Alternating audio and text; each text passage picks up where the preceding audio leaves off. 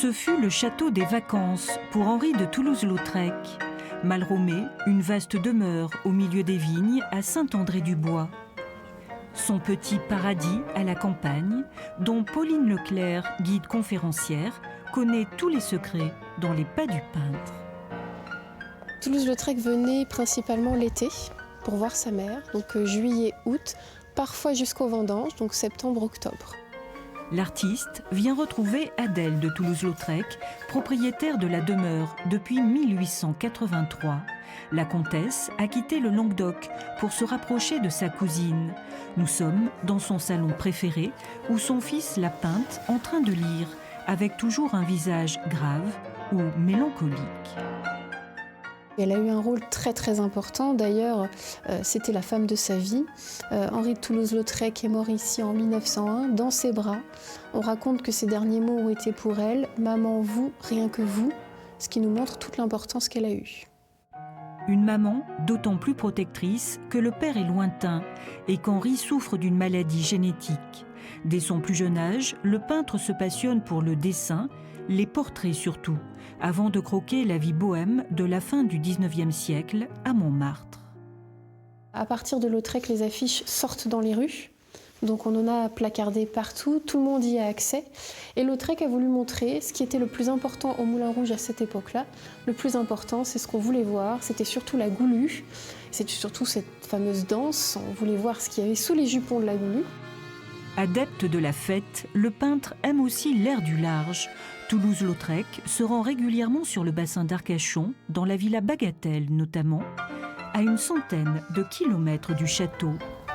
Depuis 20 ans, Sylvain Smag se passionne pour ces périodes de villégiature, pendant lesquelles l'artiste continuait à peindre, quitte à choquer les habitants.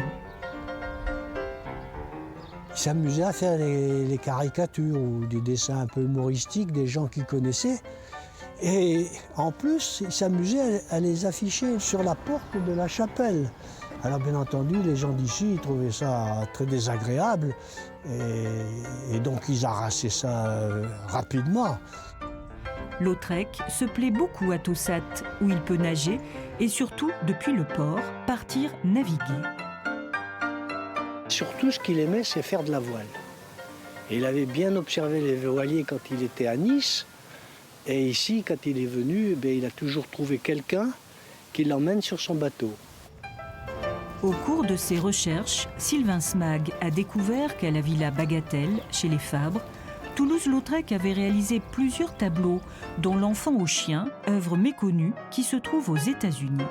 Vous voyez, c'est un personnage, j'ai découvert ça très récemment, qui a été peint ici, à cet endroit-là, à cet endroit même, avec la chienne de Lautrec qui s'appelait Pamela. Et c'est donc un week-end, sans doute, que Lautrec a peint rapidement ce tableau qui fait quand même 1,27 m. Également peint dans le jardin, les portraits de Madame Fabre et de Paul Viot, le fidèle compagnon qui veillait sur lui. Mais en août 1901, toujours à Tossat, Toulouse-Lautrec est victime d'une apoplexie. À 37 ans, il s'éteint le 9 septembre à Malromé et est inhumé au cimetière tout proche de Verdelais. Au château, classé Maison des Illustres en 2016, il n'existe qu'un seul original de l'artiste, ce portrait peint à même le mur. Mais le nouveau propriétaire des lieux s'est porté acquéreur de 53 dessins, croquis et lithographies qui seront présentés en 2020, un événement pour célébrer en Gironde sa mémoire dans le prolongement de l'exposition Toulouse-Lautrec au Grand Palais.